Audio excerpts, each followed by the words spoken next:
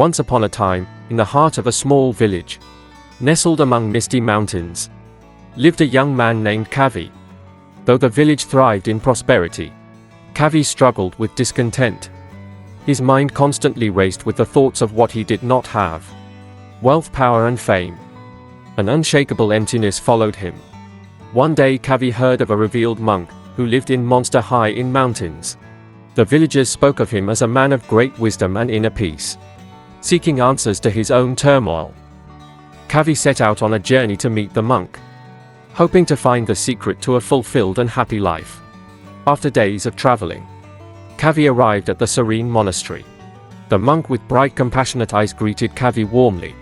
"What brings you here, young man?" the monk asked. Kavi poured into tears.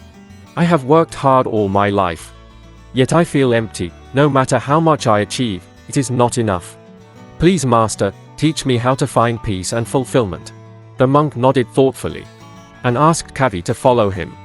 They walked in silence until they reached a small hill overlooking monastery. The monk pointed to a vibrant garden, filled with blooming flowers. "Look at these flowers, Kavi, each one is different. Yet all are content in their own way. They did not struggle to be something they are not, they simply bloom." Kavi frowned. "But I am not a flower, master. I have ambitions, desires, and goals. How can I be content without achieving them?" The monk smiled softly. "Desires are like the winds, constantly shifting and changing. True peace does not come from chasing the wind, but from stealing it within.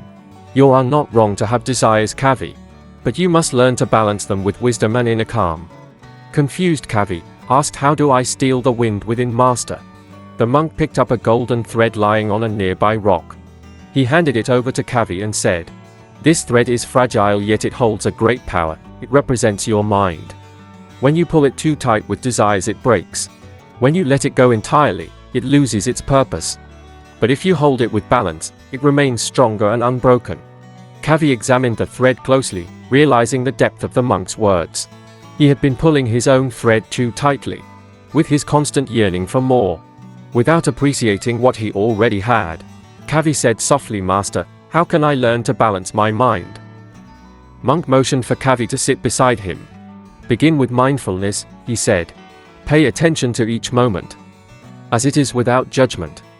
When you feel desires pulling you, acknowledge it, but do not let it control you. This is the practice of letting go without giving up." For next several weeks, Kavi remained at the monastery, practicing mindfulness and meditation. Under the monk's guidance, he learned to observe his thoughts without getting attached to them, and slowly began to feel a sense of calm he had never known before. One morning, as Kavi sat in quiet meditation, he realized something profound. The emptiness he had felt all his life was not because he lacked wealth or success, because he had not present in his own life. His constant chase for the next achievement had blinded him to the beauty of the present moment. With this realization, Kavi returned to his village. His life, once consumed by the pursuit of external validation, transformed into one of the inner contentment. He still worked hard, but now with a peaceful heart. He enjoyed life's simple pleasure: a morning sunrise, the laughter of children, sound of the rain on the top of roof. When the villagers saw the change in Kavi, they asked him how he had found such peace.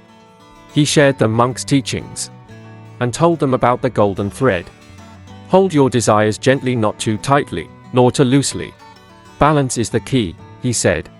Over time, Kavi's wisdom spread throughout the village.